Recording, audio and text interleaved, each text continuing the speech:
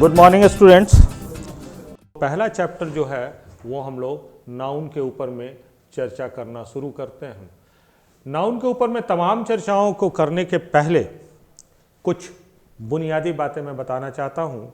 सबसे पहली बात कि इस चैप्टर में हम लोग क्या क्या चीज़ सीखेंगे, यानी लर्निंग ऑब्जेक्टिव हमारा क्या होगा। सबसे पहले मैं ये एक्सप्लेन कर दूं आपको कि लर्निंग ऑब्जेक्टिव क्या होगा नाउन का। तो लर्निंग ऑब्जेक्टिव जान लेंगे तो आप समझ लीजिएगा कि हम लोग क्या क्या चीज़ सीखने जा रहे हैं। लर्निंग ऑब्जेक्टिव, सो इसका पहला लर्निंग ऑब्जेक्टिव जो है वो है हम लोगों का कि सबसे पहले हम डेफिनेशन की बात करेंगे और उस डेफिनेशन का एनालिसिस करेंगे दो दृष्टिकोण से। एक दृष्टिकोण जो होगा वो होगा हम लोगों का कि इसका सैद्धांतिक या शैक्षणिक परिभाषा क्या होता है, और दूसरा इसका प्रैक्टिकल डेफिनेशन क्या होता है, और इसकी आवश्यकता हमें बहुत ज़्यादा है बनिस्बत की एकेडमिक डेफिनेशन की। इसके बाद दूसरा जो है हम लोगों का इसके साथ का बात वो है हम लोग introduction of types of noun करेंगे। Introduction of types of noun, types of noun, noun क्या ये इंट्रोडक्शन टाइप का करेंगे, यानी इससे हम लोग सिर्फ परिचय करेंगे कि नाउन के क्या क्या टाइप होते हैं और जानने और समझने की कोशिश करेंगे कि टाइप्स क्या होते हैं, डेफिनेशन क्या होता है, उसका बेयर मिनिमम एग्जाम्पल अपने समझने के दृष्टिकोण से हम लोग देखेंगे, ये बातें करेंगे। इसके बाद तीसरा बहुत महत्वपूर्ण टॉपिक है, सब टॉपिक है नाउन के अंदर में, वो है केस। केस के ऊपर में हम लोग चर्चा करेंगे in relation to subjective case. Case को बेसिकली अगर तीन तरह से आप देखते हैं, सब्जेक्टिव केस, ऑब्जेक्टिव केस और पॉजेसिव केस। इसके कॉन्सेप्ट को हम लोग अच्छी तरह से सीखेंगे और इसके साथ इसके रूल की चर्चा हम लोग करेंगे इन डिटेल केस के विषय में। केस के बाद हम लोग नंबर के ऊपर में चर्चा करेंगे। नंबर जिसकी चर्चा भी हम कर रहे थे फंडामेंटल में कि नंबर जो होता है वो सिंगुलर और प्लूरल होता है। कहना तो बड़ा आसान है, लेकिन नंबर के अंदर में बहुत सारी बातें छुपी हुई हैं। इसमें दो एस्पेक्ट से हम लोग इसको डिस्कशन करेंगे। एक हम लोग करेंगे concept related issue, concept related issue, concept से रिलेटेड इशू जो है वो हम लोग चर्चा करेंगे, और दूसरा फैक्ट रिलेटेड इशू, फैक्ट से संबंधित जो भी इश्यूज हैं रिलेटेड इशू, इसकी चर्चा हम लोग करेंगे नंबर से। यहाँ पर एक बात मैं बताना चाहता हूँ कि आप किसी भी विषय का पढ़ाई करते हैं तो दो बातें हमेशा होती हैं, उनके साथ कंसेप्ट भी होता है और फैक्ट्स भी होता है। कंसेप्ट समझने की ज़रूरत पड़ती है, फैक्ट्स को याद रखने की आवश्यकता पड़ती है। मान लिया जाए यदि आप केमिस्ट्री पढ़ रहे हैं तो आपसे कोई पूछा सोडियम का एटॉमिक नंबर क्या है, तो ये फैक्ट है, लेकिन सोडियम और क्लोराइड मिलकर क्या बनाता है तो ये कंसेप्ट की बातें हैं कि कैसे रिएक्शन होगा और क्या किया जाएगा। उसी तरह यदि इतिहास पढ़ते हैं, कोई इश्यू है तो वो फैक्ट है, लेकिन उसका विशेषता क्या है, या कोई युद्ध हुआ, कोई स्वतंत्रता संग्राम हुआ, उसके पीछे क्या तथ्य थे, वो सारे कंसेप्ट के विषय बन जाते हैं। तो उसी तरह यहाँ ग्रामर में भी हम लोगों को देखना होगा कि कंसेप्ट होते हैं और फैक्ट्स होते हैं। तो कंसेप्ट और फैक्ट्स के विषय में हम लोग चर्चा करेंगे डिटेल। ये बड़ा इंपॉर्टेंट एरिया है, ये भी बड़ा इंपॉर्टेंट एरिया है। इसके बाद हम लोग बात करेंगे जेंडर के विषय में कि जेंडर का क्या सिग्निफिकेंस है या रेलिवेंस है ग्रामर के सेंस में। और जेंडर के बाद हम लोग देखेंगे टाइप्स ऑफ नाउन और इसका रिलेशनशिप, टाइप्स ऑफ नाउन और इसका रिलेशनशिप हम लोग देखेंगे। रिलेशनशिप यानी संबंध, जिसकी चर्चा मैंने फंडामेंटल में भी की है कि ये संबंधों के आधार पर सीखा जाने वाला विषय है या आइसोलेशन में सीखा जाने वाला विषय नहीं है। तो इसका रिलेशनशिप देखेंगे कि वर्ब के साथ क्या होता है, और इसका रिलेशनशिप देखेंगे कि प्रोनाउन के साथ क्या होता है। ये हम लोग चर्चा करेंगे, और इतना चर्चा करने के बाद हम लोग एक्सरसाइज करेंगे। जितना हम लोगों ने सीखा है उस पर हम लोग एक्सरसाइज करेंगे और ये देखेंगे कि जो हमने सीखा उसके आधार पर अब हम नाउन से संबंधित प्रश्नों का उत्तर कर पाने में सक्षम हैं या नहीं हैं। तो इतनी बातें हम लोग नाउन में सीखने जा रहे हैं। तो इसलिए सबसे पहली बात जो है वो लर्निंग ऑब्जेक्टिव है जिसकी चर्चा हम लोग कर रहे हैं। ऑलराइट, अब जरा इसके पहले कि आगे बढ़ें, आपको जो बात हम बताना चाह रहे थे कि संबंधों के आधार पर सारी बातें होती हैं। तो मैंने कहा था फंडामेंटल वाले क्लास में कि जैसे हम परिवार में रहते हैं तो संबंधों के आधार पे हम सारा काम करते हैं, उसी तरह ग्रामर के जितने पार्ट्स ऑफ स्पीच हैं वो भी संबंधों के आधार पर टिके हुए हैं। तो एक बड़ा सिंपल सा एनालिसिस हम लोग करते हैं आपस में मौखिक रूप से डिस्कस कर और निकालते हैं कि क्या यहाँ से निष्कर्ष निकलता है। मान लिया जाए कि हम लोग नाउन को सेंटर में रख लेते हैं और 7 पार्ट्स ऑफ स्पीच को भी ध्यान में लेकर चलते हैं। तो सबसे पहली बात कि क्या ये डिसाइड करना है नाउन के साथ नाउन का संबंध होता है या नहीं होता है। बिल्कुल होता है। जैसे मान लिया जाए राम का कलम, तो राम नाउन है, कलम के साथ उसका संबंध है, यानी नाउन का नाउन के साथ संबंध होता है।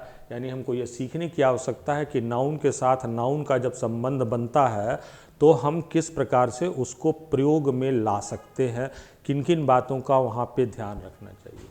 अब जरा दूसरी बात करते हैं पार्ट्स ऑफ स्पीच में कि क्या नाउन का प्रोनाउन के साथ संबंध होता है या नहीं होता। ये बात तो हम लोग कर ही रहे थे कि नाउन के बदले आने वाले को प्रोनाउन कहते हैं, तो संबंध है तभी तो उसके बदले में आ रहा है। एग्जाम्पल भी मैंने फंडामेंटल वाले क्लास में कहा था कि आपके बदले में आपका भाई काम कर रहा है, यानी प्रोनाउन का काम कर रहा है, तो दोनों में संबंध है तभी तो नाउन का प्रोनाउन के साथ भी संबंध होता है। क्या नाउन के साथ वर्ब का संबंध होता है, तो नाउन के साथ वर्ब का भी संबंध होता है। ये बात भी इंट्रोडक्शन वाले क्लास में हम लोग किए थे कि नाउन जब भी होगा वो सब्जेक्ट का काम करेगा या ऑब्जेक्ट का काम करेगा। यदि ये सब्जेक्ट का काम कर रहा है तो निश्चित तौर पर एक्शन होना है, एक्शन होना है तो वर्ब का आना है, वर्ब का आना है तो इसका मतलब क्या हो गया कि वर्ब के साथ इसका संबंध होगा ही होगा। ठीक है, ये भी बात हम लोग डिस्कस कर रहे थे कि नाउन में नंबर होता है, वर्ब में नंबर होता है। वर्ब के विषय में फंडामेंटल वाले क्लास में हम लोगों ने देखा कि हेल्पिंग वर्ब में कितना नंबर होता है, मेन वर्ब में कहाँ कहाँ नंबर होता है, तो वर्ब के साथ संबंध होता है। नाउन का एडजेक्टिव के साथ संबंध होता है या नहीं होता, ये भी फंडामेंटल वाले क्लास में हम लोग सीख रहे थे कि भाई नाउन को सजाने और संवारने का काम जो है वो तो एडजेक्टिव ही करता है। अब एक चीज ध्यान में रखिएगा, एक शब्द है प्रोनाउन और एक शब्द है एडजेक्टिव। नाउन के बदले में आए तो उसको प्रोनाउन कहते हैं और जो नाउन के लिए आए वो एडजेक्टिव हो गया। यानी नाउन को विशेषता बतलाने के लिए आए, नाउन को सुसज्जित करने के लिए आए, नाउन को सुशोभित करने के लिए आए तो वो एडजेक्टिव होता है। यानी नाउन के साथ एडजेक्टिव का भी संबंध होता है। आगे बढ़ते हैं, क्या नाउन के साथ आर्टिकल का संबंध होता है या नहीं होता है। आर्टिकल का यदि सीधा संबंध कभी बनता है तो ये नाउन के साथ ही होता है और ये नाउन के विषय में ये संबंध दर्शाता है कि जिस नाउन के लिए प्रयोग किया गया है वो एक डेफिनेट नाउन की तरह प्रयोग किया गया है या इनडेफिनेट नाउन की तरह किया गया है, तो नाउन का आर्टिकल के साथ भी संबंध होता है। आगे की बात है कि क्या नाउन का कंजंक्शन के साथ संबंध होता है या नहीं होता है। कंजंक्शन के विषय में जो मौखिक रूप से हम लोग बात कर रहे थे कि कंजंक्शन जो है वो जोड़ने का काम करता है, दो शब्दों को जोड़ता है, दो वाक्यों को जोड़ता है, इत्यादि इत्यादि। तो यदि दो नाउन को हमें जोड़ना हो तो कंजंक्शन मदद करता है। जैसे मान लिया जाए हमको राम और दूसरी तरफ श्याम है, इन दोनों को जोड़ना है तो इन जोड़ने की सहायता के लिए हम क्या करेंगे, राम एंड श्याम ऐसा करेंगे, राम विथ श्याम। तो नाउन का संबंध कंजंक्शन से भी होता है। नाउन का संबंध प्रीपोजिशन से होता है या नहीं होता, तो नाउन का संबंध प्रीपोजिशन से तो होता ही है। जैसे फंडामेंटल के क्लास में प्रीपोजिशन के विषय में जो हम लोगों ने बातें की थी वो ये बात की थी, अगर ग्राफिकल मेथड वाली बात हम करें तो वर्ब, नाउन और एडजेक्टिव के बाद प्रीपोजिशन आ सकता है, प्रीपोजिशन आ सकता है, प्रीपोजिशन और इसके बाद जो होता है वो नाउन या प्रोनाउन होता है, यानी नाउन का प्रीपोजिशन के साथ संबंध होता है। जैसे मान लीजिए हम लोग बोलते हैं, सपोज कर ले, the students in the classroom, the students in the classroom, in the classroom. तो स्टूडेंट्स जो है वो नाउन हो गया, क्लासरूम जो है ये दूसरा नाउन हो गया, इन जो है वो प्रीपोजिशन हो गया। तो दो नाउनों के बीच ये प्रीपोजिशन संबंध बना रहा है, यानी नाउन का प्रीपोजिशन के साथ भी संबंध होता है। लास्ट पार्ट्स ऑफ स्पीच जो बचा हुआ है वो है एडवर्ब। क्या नाउन का एडवर्ब के साथ रिलेशनशिप होता है? तो यही एक ऐसा तत्व है जिसका नाउन से पटरी नहीं बैठता है, नाउन के साथ इसके संबंध नहीं होते हैं, अन्य सभी के साथ ये संबंध होते हैं। तो हम लोग जो नाउन में बात करने जा रहे हैं, प्राइमरली इस तीन संबंध की, इस चार संबंध की चर्चा तो हम लोग करते ही रहेंगे और मौखिक रूप से इनके विषय में भी चर्चा करते रहेंगे और ये विषय जो है वो हम लोग देखते रहेंगे। तो नाउन को अगर हम लोग देखना चाह रहे हैं तो नाउन को इनके संबंधों के आधार पर सीखना और समझना है। नाउन को हम आइसोलेशन में नहीं सीखने जा रहे हैं। तो ये हम लोगों का लर्निंग का ऑब्जेक्टिव है और इस ऑब्जेक्टिव को ध्यान में रखते हुए हम लोग आगे की बात जारी रखते हैं। अब जैसे हम लोग शुरू करते हैं, जो मैंने आपको लर्निंग ऑब्जेक्टिव दिखाया उस लर्निंग ऑब्जेक्टिव के आधार पर हम लोग अपना डिस्कशन शुरू करते हैं। तो सबसे पहला लर्निंग ऑब्जेक्टिव पे बात हमारी थी एकेडमिक डेफिनेशन।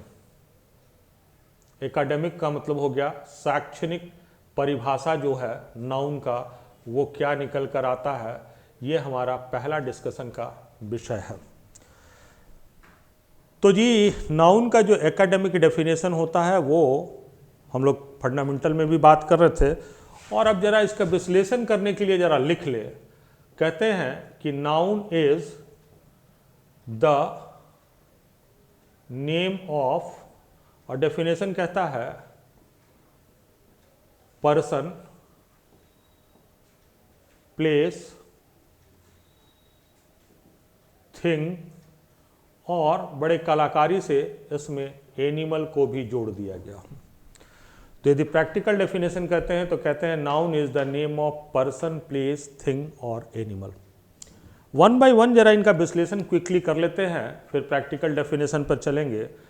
अगर पर्सन की बात करते हैं तो पर्सन के नाम के साथ हमें कोई दिक्कत नहीं होती है। जैसे आप लोग सभी का एक नाम है और आपका जो भी नाम है वो सारा का सारा नाम जो है वो ग्रामर के दृष्टिकोण से नाउन है, इसको पहचानने में कहीं कोई दिक्कत नहीं है।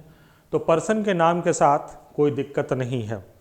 प्लेस कहते हैं, प्लेस के नाम के साथ भी पहचानने में कोई दिक्कत नहीं होती है, क्योंकि हम बहुत सारे जगहों के नाम से पूर्व परिचित हैं और आने वाले दिनों में और कई जगहों के नाम से हम परिचित होते जाएंगे, इसलिए प्लेस के नाम के साथ भी कोई दिक्कत नहीं है पहचानने में। एनिमल का सवाल जहाँ तक है तो एनिमल के भी बहुत सारे नाम से हम परिचित हैं और आने वाले दिनों में हम परिचित होते रहते हैं। बहुत सारे ऐसे एनिमल हैं जो डिस्कवरी में भी दिखाए जाते हैं, तो ऐसे ऐसे दुर्लभ एनिमल का भी नाम आप जान सकते हैं यदि डिस्कवरी चैनल आप देखा कीजिए तो। अन्यथा सामान्य रूप से आप एनिमल को पहचानते हैं जिनसे आपका कि सरोकार ज़्यादा होता है। सवाल यहाँ ये उठता है कि ग्रामर के दृष्टिकोण से थिंग कितने प्रकार के होते हैं। तो ग्रामर के दृष्टिकोण से यदि थिंग का हम लोग क्लासिफिकेशन करते हैं तो इसको दो प्रकार से हम लोग बांटते हैं, और जो दो प्रकार से बांटते हैं तो एक जो हो गया वो हो गया हम लोगों का नॉन लिविंग थिंग, जिसको कि निर्जीव वस्तुएं कहते हैं, जिसको कि निर्जीव वस्तुएं कहते हैं। नॉन लिविंग थिंग जिसको हम लोग निर्जीव वस्तुएं कहते हैं। अब जैसे ही मैंने यहाँ नॉन लिविंग थिंग लिखा तो आप लोगों ने कह डाला कि लिविंग थिंग दूसरा होता है। तो भैया ऐसा है कि ग्रामर में लिविंग पर्सन को माना जाता है और एनिमल को एक अलग कैटेगरी में निकाल कर छोड़ दिया गया। जो कि लिविंग होता है, लेकिन इसको अलग से कैटेगराइज किया गया क्योंकि इसके साथ ट्रीटमेंट दूसरा किया जाता है। इसके साथ ट्रीटमेंट न्यूटर जेंडर का किया जाता है। एनिमल के बदला में हम इट लगाते हैं, लेकिन पर्सन के बदला में हम ही और सी लगाते हैं। अगर आप बायोलॉजिकल साइंस से चलिएगा तो लिविंग की परिभाषा दी जाती है कि living is one which reproduces, जो पुनः अपनी जाति को उत्पन्न करता है।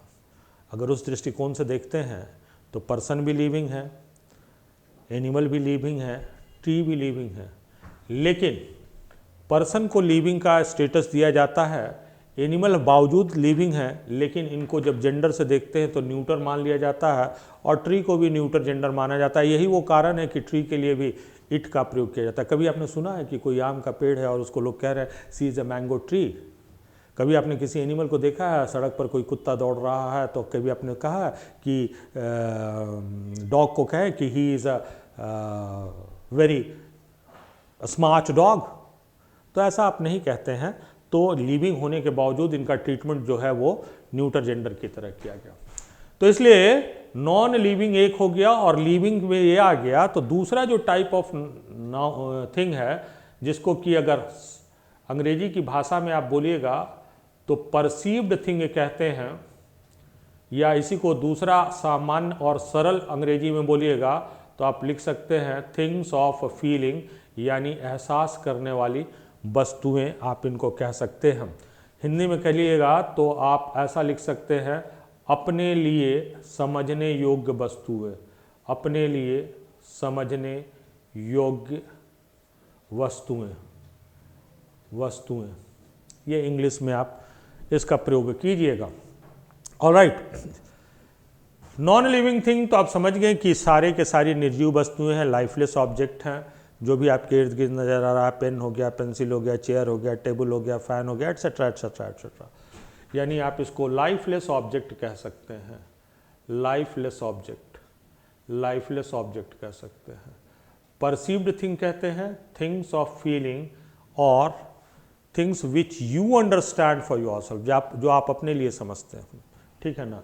Understand for one self, you understand for one self, understand for one self, जो आप अपने लिए समझते हैं और लोगों को समझा नहीं पाते हैं, इसको थिंग्स ऑफ फीलिंग या परसीव थिंग्स कहते हैं। जैसे फॉर एग्जांपल, पॉपुलर एग्जांपल की जरा बात करूं, जैसे मान लिया जाए कि एक शब्द है टेस्ट। टेस्ट का मतलब होता है स्वाद। जरा बताइएगा कि कोई अगर आपसे पूछे कि स्वाद क्या होता है, टेस्ट क्या होता है, मीठा क्या होता है, तीता क्या होता है, तीखा क्या होता है, कड़वा क्या होता है, आप क्या जवाब दे पाइएगा? आपके पास कोई जवाब नहीं होगा। उसके लिए तो डेमो देना पड़ेगा, बोले भैया इसको खा लो, जैसा लगता है उसको मीठा कहते हैं, इसको खा लो, जैसा लगता है उसको तीता कहते हैं हम। या मान लिया जाए, दूसरा मान लिया जाए, बोलते हैं पेन। पेन का मतलब क्या होता है? दर्द। दर्द क्या चीज़ होती है बताइए? कैसे आप समझाइएगा कि दर्द क्या चीज़ होती है? तो दर्द ये है कि आप खुद के लिए समझ पाते हैं, समझा नहीं पाते हैं। मान लिया जाए हैप्पीनेस है। हैप्पीनेस का मतलब होता है खुशी। हैप्पीनेस का मतलब होता है खुशी। ये क्या चीज़ है? आप इसको समझा नहीं पाते हैं। आप समझ सकते हैं जो चीज़ आपके लिए खुशी का विषय है, वही चीज़ हो सकता है कि किसी औरों के लिए दुख का विषय भी बनता है। तो खुशी अपने समझने की वस्तु है और इनको वस्तु के दृष्टि में कंसीडर किया जाता है, याद रखिएगा। तो दूसरा टाइप जो हो गया परसीव्ड थिंग, मतलब thing which you understand for yourself but fails to make it understand to others. दूसरों को नहीं समझा सकते, उसको परसीव्ड थिंग्स कहते हैं। और भी एग्जाम्पल है, ब्यूटी है, ऑनेस्टी है, इंटेलिजेंस है, क्रुएल्टी है, काइंडनेस है, सीरियसनेस है, एट्सेट्रा एट्सेट्रा, ये सारे एग्जाम्पल हैं। आगे जरा एक स्टेप बढ़िएगा तो इसी नॉन लिविंग थिंग को मटेरियल नाउन कहा जाता है। इसी नॉन लिविंग थिंग को मटेरियल नाउन कहा जाता है और इसी परसीव्ड थिंग को एब्स्ट्रैक्ट नाउन कहा जाता है। एब्स्ट्रैक्ट नाउन कहा जाता है। तो स्पष्ट हो गया ये बात कि थिंग दो प्रकार के होते हैं, मटेरियल नाउन और एब्स्ट्रैक्ट नाउन या नॉन लिविंग थिंग। या परसीव्ड थिंग। ये था एकेडमिक डेफिनेशन का हम लोग विश्लेषण कर रहे हैं और उस एकेडमिक डेफिनेशन के विश्लेषण से ये बातें निकल कर आ रही हैं। ऑलराइट, अब आगे की ओर जरा बढ़ते हैं। ठीक है, आगे की ओर यदि हम लोग बढ़ते हैं तो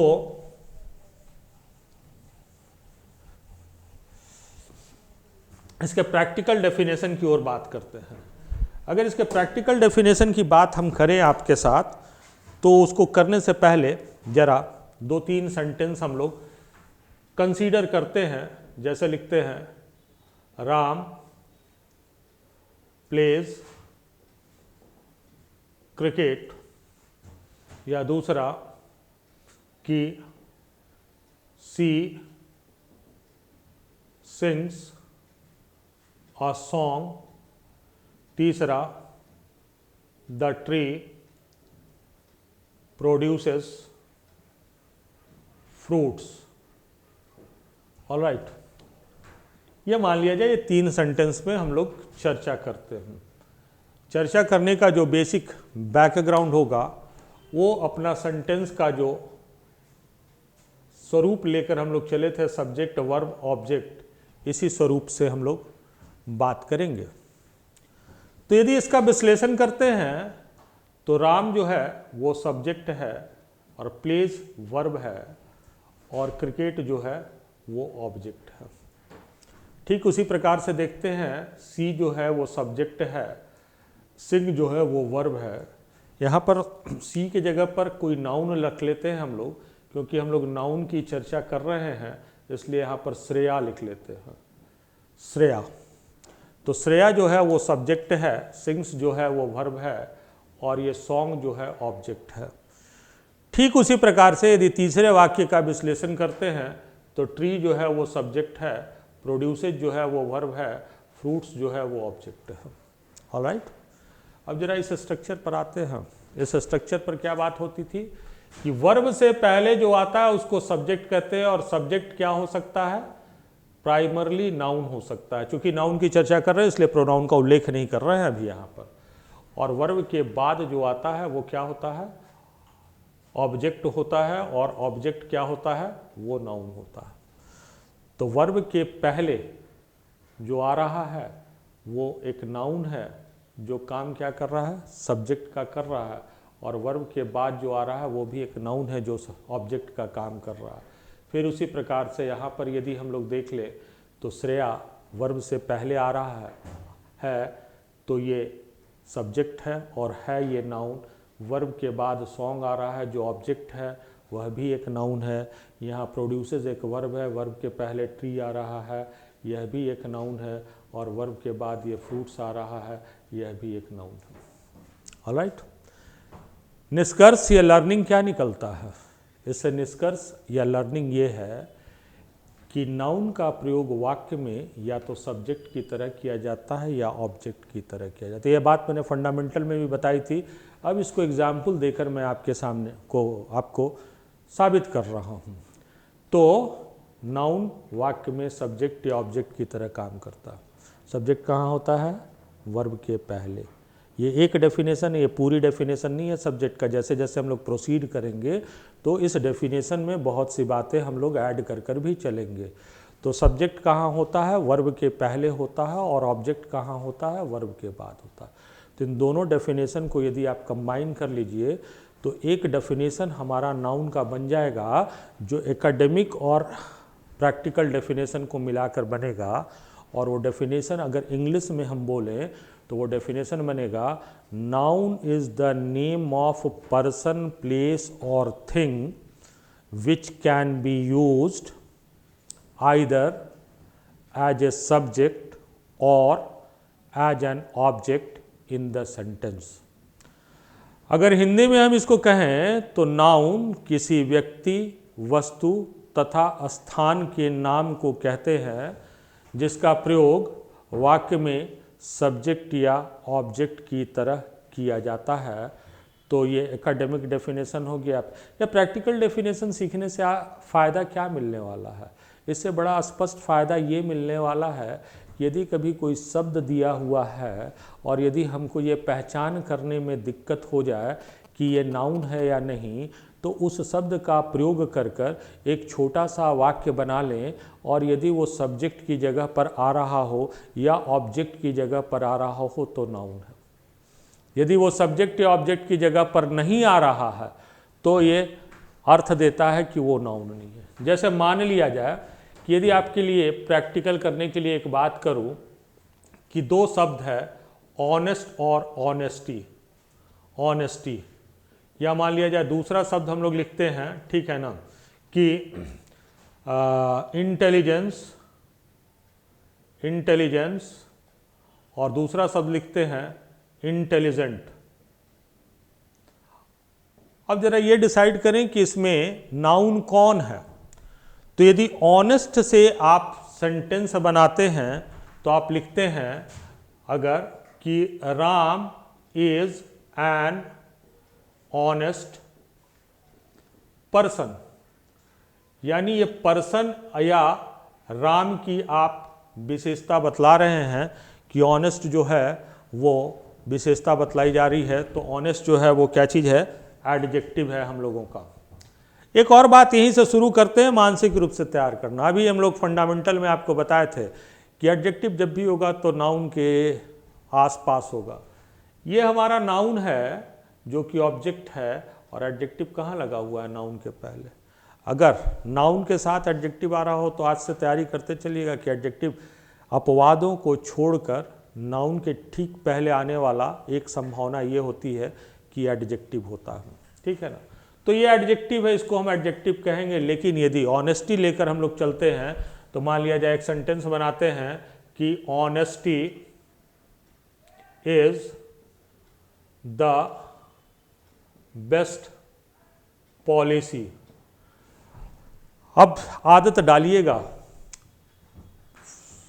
सेंटेंस को तोड़कर या स्टेप वाइज मैनर में सीखने और समझने का, जैसे मैथमेटिक्स में हम लोग करते हैं। यदि ये पूछा जाए कि इस वाक्य में वर्ब कौन है, तो इस वाक्य के लिए वर्ब कौन है, इज है। अब यहाँ से चलिएगा, वर्ब के ठीक पहले आने वाला क्या होता है, तो वर्ब के ठीक पहले आने वाला जो होता है वो क्या होता है, सब्जेक्ट होता है। और सब्जेक्ट क्या होता है, नाउन या प्रोनाउन हो सकता है। ऑनेस्टी क्या चीज़ है, तो नाउन है। तो आप इस तरह से निष्कर्ष निकाल सकते हैं कि नाउन को पहचानने में यह सहायक हो सकता है। उसी तरह यदि इंटेलिजेंस की बात करते हैं और इंटेलिजेंट की, तो इंटेलिजेंस क्या हो जाएगा, ये नाउन हो जाएगा। जैसे मान लिया जाए हम कहते हैं कि माई intelligence is judged by the expert. तो माई इंटेलिजेंस इज, गौर कीजिएगा, माई इंटेलिजेंस इज क्या चीज़ है, वर्ब है। वर्ब के पहले इंटेलिजेंस आ गया यानी सब्जेक्ट हो गया, और सब्जेक्ट जो भी होता है नाउन होता है या प्रोनाउन होता है। तो यहाँ इंटेलिजेंस नाउन हो गया। उसी तरह से यदि हम लोग कहते हैं कि he is an intelligent boy, तो जिस तरह यहाँ ऑनेस्ट पर्सन लिखे थे वहाँ इंटेलिजेंट बॉय लिख रहे हैं, तो बॉय नाउन हो गया, नाउन के पहले इंटेलिजेंट आ गया, तो इंटेलिजेंट क्या हो गया, एडजेक्टिव हो गया।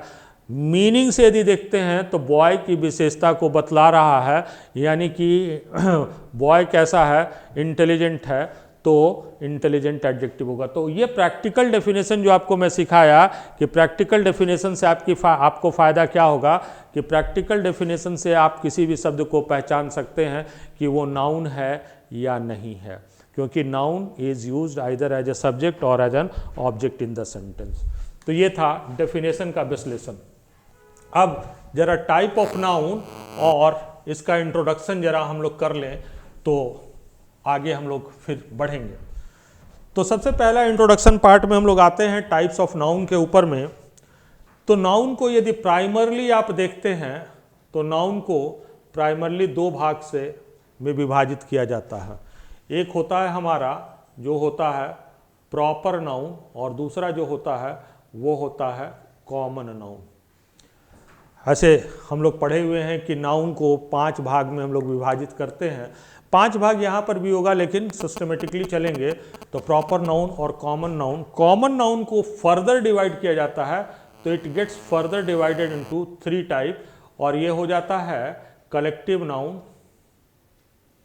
कलेक्टिव नाउन, दूसरा हो जाता है मटेरियल नाउन और तीसरा हो जाता है एब्स्ट्रैक्ट नाउन। यानी कि ये 5 प्रकार का हो गया हम लोगों का। ऐसा क्यों किया गया है ये थोड़ी देर बाद हम लोग, अब इन 5 का इंट्रोडक्शन सिर्फ हम लोग यहाँ करने जा रहे हैं और कोई विशेष चीज़ नहीं करने जा रहे हैं, और एक मैट्रिक्स की सहायता से हम लोग इसका इंट्रोडक्शन करेंगे। नाउन, तो नाउन का परिभाषा होता है noun is the name of, जिसको हम लोग इस डायरेक्शन में देखते हैं। और दूसरा हम लोग देखते हैं type of noun, types of noun, जिसको इस डायरेक्शन में देखते हैं। अब ये मैट्रिक्स हम लोग बनाते हैं। यहाँ पर परिभाषा कहता है noun is the name of person, place और थिंग, ये परिभाषा है। और इसके एग्जाम्पल की चर्चा यहाँ पर हम लोग करेंगे कि इससे क्या क्या एग्जाम्पल निकल कर आता है। तो जरा इस मैट्रिक्स को डेवलप कर लीजिएगा तो नाउन की परिभाषा भी बन जाएगी और सीख भी जाएंगे, पहचानने भी लगेंगे। तो सबसे पहला टाइप ऑफ नाउन जो होता है हम लोगों का वो होता है proper noun. The very first type of noun is proper noun. Proper noun, Hindi में प्रॉपर नाउन को कहते हैं व्यक्तिवाचक संज्ञा, यानी किसी खास व्यक्ति का नाम को प्रॉपर नाउन कहते हैं। प्रॉपर का मतलब खास भी होता है, विशेष भी होता है, विशिष्ट भी होता है, या नाम कोई भी हो, इवन जगह का भी नाम हो तो वो विशेष होता है। तो उस दृष्टिकोण से यदि इस मैट्रिक्स को हम लोग फिल करें तो क्या निकल कर आएगा कि प्रॉपर नाउन, क्या व्यक्ति का नाम प्रॉपर होता है? बिल्कुल होता है। हम लोग सभी का एक नाम है, राम, श्याम, मोहन, सीता, गीता, तो ये कैसा नाउन है? प्रॉपर नाउन है। आगे की बात है कि क्या प्लेस का नाम प्रॉपर होता है? तो जितने जगहों के नाम से हम परिचित हैं या भविष्य में उन जगहों के नाम, नई जगहों के नाम से परिचित होते जाएंगे, वो सारा का सारा प्रॉपर नाउन होता है। दिल्ली हो गया, पटना हो गया, रांची हो गया, हजारीबाग हो गया, तो प्लेस का नाम प्रॉपर होता है हम लोगों का। थिंग का नाम प्रॉपर होता है या नहीं होता है? तो भाई देखिए, ऐसा है कि थिंग का नाम प्राइमरली प्रॉपर नहीं होता है। थिंग का नाम हमेशा ही कॉमन होता है। थिंग को प्रॉपर बनाया जा सकता, जैसे कि मान लिया जाए, आपसे कहा जाए कि गिव मी अ पेन, मुझे एक कलम दे। आप कौन सा कलम आप देंगे? जो भी कलम आपके पास हाथ में होगा, तो यानी कि ये कॉमन है। लेकिन यदि आपसे ये कहा जाए कि गिव मी अ पार्कर पेन, तब तो आपको पार्कर पेन ही देना पड़ेगा। तो कहने का मतलब कि थिंग का नाम को प्रॉपर बनाया जा सकता है, बशर्ते इसके साथ किसी व्यक्ति, किसी स्थान, किसी कंपनी या किसी ब्रांड का नाम जोड़ दीजिए। जैसे कार बोलते हैं तो कार कैसा होगा? कॉमन नाउन होगा। लेकिन द कार ऑफ मारुति बोलते हैं तो प्रॉपर नाउन हो जाएगा। The car of Narendra Modi बोलते हैं तो प्रॉपर नाउन हो जाएगा। तो थिंग को प्रॉपर बनाया जाता है, प्राइमरली ये प्रॉपर होता नहीं है। अर्थात कहने का मतलब कि प्रॉपर नाउन थिंग नहीं होता है। अगर यहाँ से डेफिनेशन आप बनाए तो प्रॉपर नाउन का डेफिनेशन बन गया आपका कि proper noun is the name of person and place, not of a thing. Example की बात करें तो हम लोग कुछ एग्जाम्पल लिख सकते हैं। राम हो गया, मोहन हो गया, दिल्ली हो गया, पटना हो गया, एटसेट्रा लिख सकते हैं। दूसरा जो है वो है हम लोगों का common noun. Common noun, common noun को हिंदी में बोलते हैं जातिवाचक संज्ञा। जातिवाचक संज्ञा कहने का मतलब हो गया कि ये वो नाउन है जिससे कि नाम को बोलने से उस प्रकार के पूरे व्यक्ति या वस्तु या स्थान का बोध हो जाता है। जैसे मान लिया जाए बॉय कहते हैं तो बॉय कहने का मतलब क्या हो गया कि कोई भी लड़का, उससे इससे इसका तात्पर्य होता है कोई भी लड़का। काऊ कहते हैं तो इससे तात्पर्य ये निकलता है कि कोई भी गाय हो जाती है, ठीक है ना। अगर हम लोग सिटी कहते हैं तो सिटी कहने का मतलब कोई भी सिटी हो गया, स्थान का नाम हो गया। यानी कॉमन नाउन को यदि इस मैट्रिक्स से हम लोग देखें तो कॉमन नाउन पर्सन का नाम तो हो ही सकता है, कोई दो राय नहीं है। प्लेस का भी नाम हो सकता है कॉमन, और थिंग का नाम भी कॉमन हो सकता है। अभी थोड़ी देर पहले हम आपसे बात कर रहे थे, जैसे पेन है, ये थिंग का नाम है, ये हमेशा कॉमन होगा। कार है, बेंच है, टेबल है, कंप्यूटर है, फ़ोन है, मोबाइल है, ये सारा का सारा जो है वो कॉमन नाउन होगा जब तक इसके साथ कोई अन्य नाम न जुड़ा हुआ हो। अगर उस तरह से एग्जाम्पल देखें तो हम लोग यहाँ पर लिख सकते हैं बॉय लिख सकते हैं, मैन लिख सकते हैं, सिटी लिख सकते हैं, क्लब लिख सकते हैं, पेन लिख सकते हैं, टॉर्च लिख सकते हैं। These are few examples, just indicative है, ये आपको इंट्रोड्यूस करने के लिए बताया जा रहा है। अब आते हैं हम लोग नेक्स्ट टाइप ऑफ नाउन, जो है हम लोगों का कलेक्टिव नाउन। यदि कलेक्टिव नाउन का हिंदी से आप मीनिंग देखें तो कलेक्टिव नाउन का मतलब होता है समूहवाचक संज्ञा।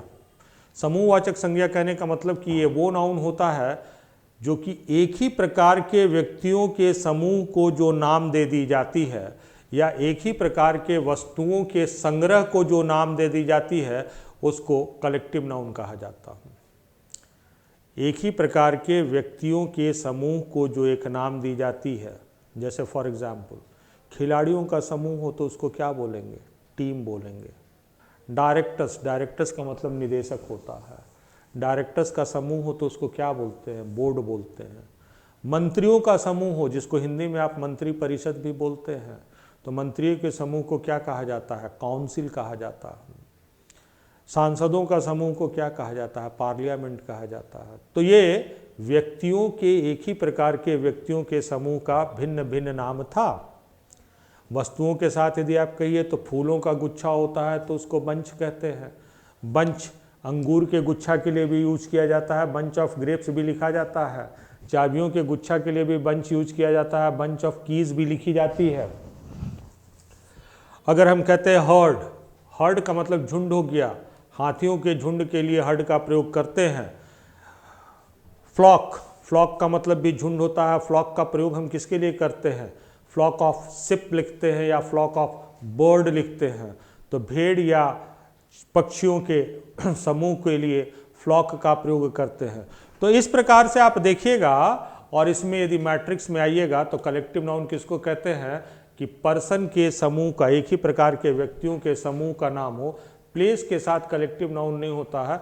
और थिंग का संग्रह, यदि एक ही प्रकार के वस्तुओं का संग्रह हो तो उसको कलेक्टिव नाउन हम लोग कहते हैं। जैसे एग्जाम्पल के तौर पर हम लोग यहाँ पे बात कर रहे थे कि टीम हो गया, आर्मी हो गया, बोर्ड हो गया, या फिर हम लोग बात कर रहे थे हर्ड हो गया, बंच हो गया, फ्लॉक हो गया। ये सब जो है हम लोगों का कुछ एग्जाम्पल हैं। सांकेतिक रूप से, प्रायोगिक रूप से जब आगे बढ़ते चलेंगे तो हम लोग इसके और भी एग्जाम्पल का चर्चा करेंगे। कलेक्टिव नाउन के बाद जो नेक्स्ट टाइप ऑफ नाउन है वो है हम लोगों का मटेरियल नाउन।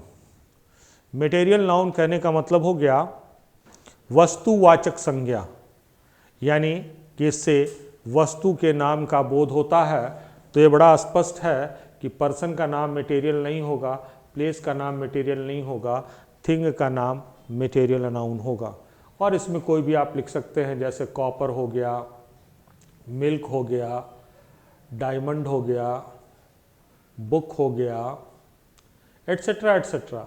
यानी ये वो वस्तुएं हैं जो कि नॉन लिविंग थिंग्स हैं। ये वो वस्तुएं हैं जो कि नॉन लिविंग थिंग्स हैं, निर्जीव वस्तुएं हैं।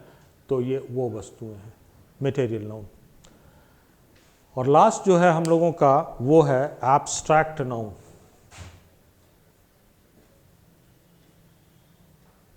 एब्स्ट्रैक्ट नाउन, एब्स्ट्रैक्ट नाउन क्या होता है हम लोगों का?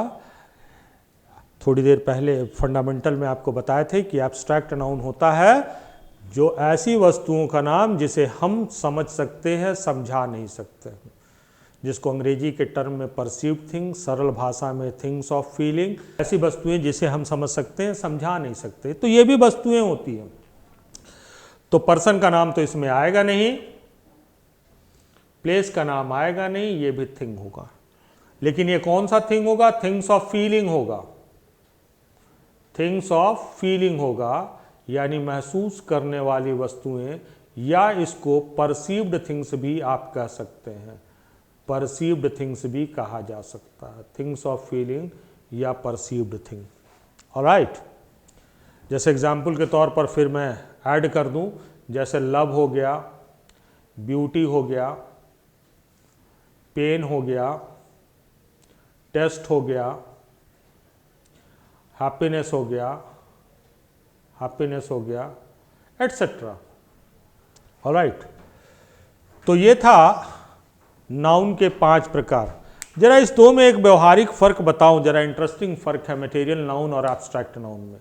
और व्यवहारिक फर्क ये है कि मटेरियल नाउन वस्तुओं के नाम होते हैं जिसे बाजारों में खरीदा या बेचा जा सकता है। एब्स्ट्रैक्ट नाउन भी वस्तुओं के नाम होते हैं, लेकिन ये वो वस्तुएं होती हैं जो बाजारों में बिकती नहीं है। किसी को दर्द नहीं हुआ है तो दर्द किस बाजार से लाकर उसे देंगे, किसी के पास खुशियां नहीं आई है तो खुशियों को लाकर कहाँ से देंगे।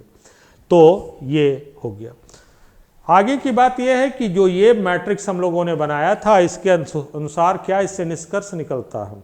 इससे निष्कर्ष निकलता है कि हर कलेक्टिव नाउन कॉमन नाउन हो सकता है, लेकिन हर कॉमन नाउन कलेक्टिव नाउन नहीं हो सकता है।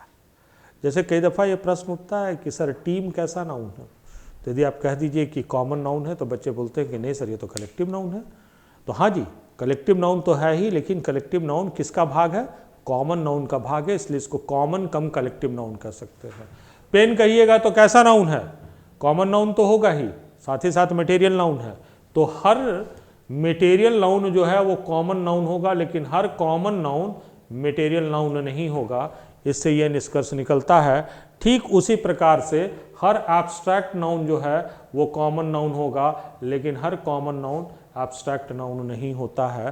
तो इसको फर्दर क्लासिफाई करने का मतलब है कि collective, material and abstract noun common noun के ये रूप हैं, क्योंकि उन्हीं के हिस्से में ये आते हैं।